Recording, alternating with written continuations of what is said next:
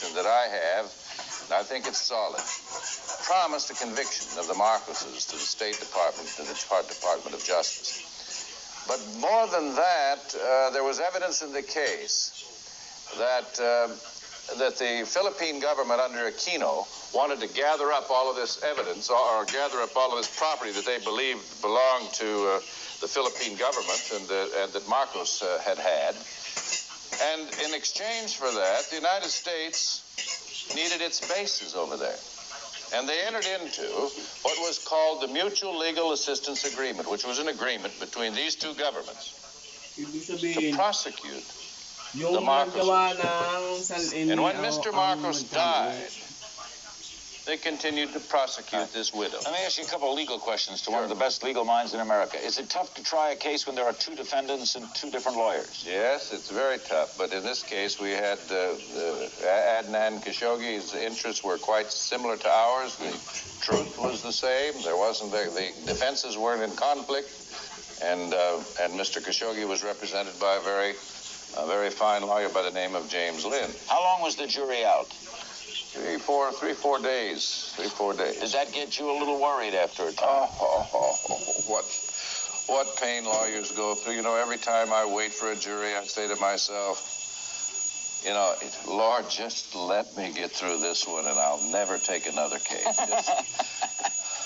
Okay, the longer they stayed, the more worried you get? Oh, you know, and you can't sleep. It's like waiting for a baby that's never born. Was she a good client? She was, you know, this is a beautiful woman, and she was the best client I ever had. Why did she need so many shoes? That was obviously a point that the thought about Imelda was greed. Well, you know, that the thing that they never really understood about Imelda was that she really wasn't a greedy woman. She was very loved, and she is loved, and she's loved by the masses of people in the Philippines. And the people here, everybody that touched her, saw her, fell in love with her. She is an absolutely marvelous, wonderful human being. She was gifted. You know, she didn't go out and buy this stuff. People gave it to her. Her husband gave it to her. Rich people, princes, people just loved her and showered her with gifts. And with respect to her shoes, you know, my wife's got 100 pairs of shoes, I think. So what? But in her case, the Philippines manufacture shoes, and everybody that manufactured shoes and had a new model pair of shoes wanted to have her have those shoes, wanted her to wear them.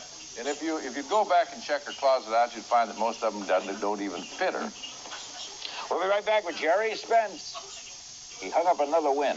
He's one of the most successful lawyers in this country. How good is he? The late Edward Bennett Williams. The greatest legal mind I ever knew. When I asked him once, who would you want to defend you if you were in trouble? He said, Jerry Spence. We'll be right back.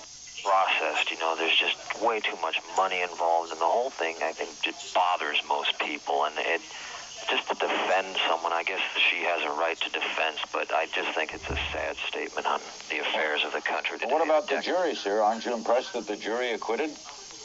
I mean, what can you say? You know, you're faced with a swift-talking, slick man who knows his business, how to defend people.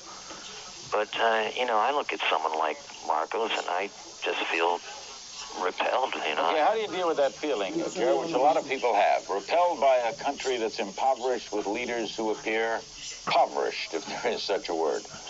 Leaders who appear to have it all. She may be popular, but America at large does not love her. You'd agree with that? Well, America as a whole doesn't really know her. And this man doesn't know her. What he knows, he never met her, never talked to her, never looked into her eyes, never listened to her, doesn't know how she feels, knows nothing about her. All he knows is what he's read. And, you know, when I heard about the case, that's what I knew. That's the first, my first response was just like his. Mm-hmm. And I didn't take this case until I met the woman, talked to her, understood her, listened to her, and began to try to understand who she was as a human being. And that's what a jury did in this case. They listened to the evidence, not what the newspapers said, because in this case the newspapers had indeed convicted her. And this, as you can see, The great majority of Americans obviously believe that this woman is a bad woman. I happen to know who